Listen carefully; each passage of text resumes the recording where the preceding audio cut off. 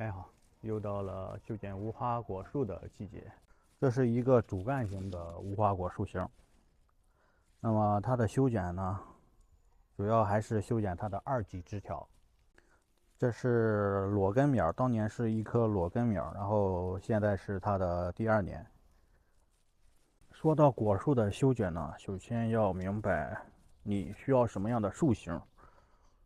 这棵是主干型的，有一字形的，有丛状的，有塔状的啊，还有那种伞状的、十字形的，都非常的流行啊。对比较传统的还是3插9顶的无花果树型。这是今年新栽的裸根苗，也嫁接苗。首先你要在它比较远的位置，不要伤到根系的地方，插一根主干来培养主干。为什么要这么远呢？主要是因为这个你放在室外的话，有风，风呢它就会刮动这个主干。如果你旁边正好有芽点的话，那就会被磨掉。那么这是一根芽点的时候这样做。如果说呢有2个芽点怎么办呢？2个芽点你就要扶正这个，然后让它往上长，长到15公分的时候，哎，这个芽点可以，那下面这个就不要了，下面这个就可以剪掉。这样做呢，可以防止你这个芽点如果不行了呢，还有一个后备的芽点在这儿。那长呢，长到你想要的高度呢，就进行打顶。这个呢，它以后在底端呢就会发出新的芽点来，作为2级枝条来培养。这第1年的任务，这就算完成了。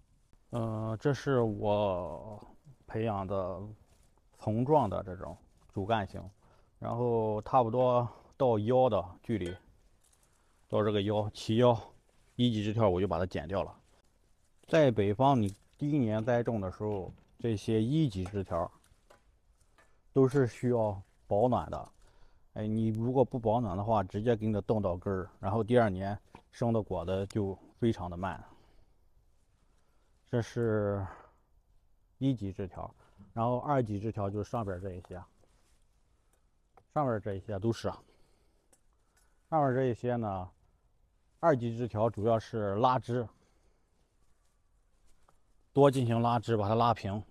拉平呢，你就有机会让它有更多的空间来促生结果枝。这种主干型的树型呢，可塑性比较高。修剪的第1点就是先把一些病枝、枯枝、烂枝给它剃掉。这个地方明显被天牛咬过了啊！明年如果再新生枝条的话，也不是特别的牢靠。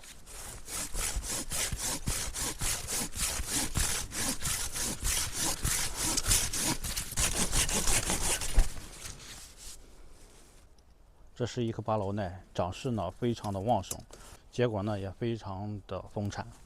像两边延展的这枝条呢，我大约剪掉一半，回缩一半，大约是40公分吧。如果你想留的话，我建议留地栽的话留40公分。这边也是回剪一半。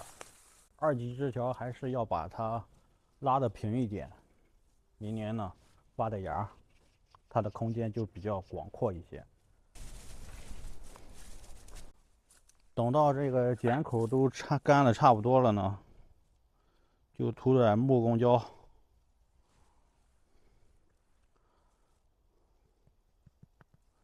这个东西呢，可以防干、防裂、防雨、防水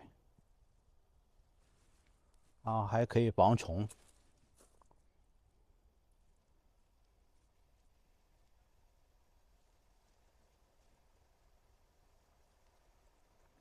每年都用，特别的光滑，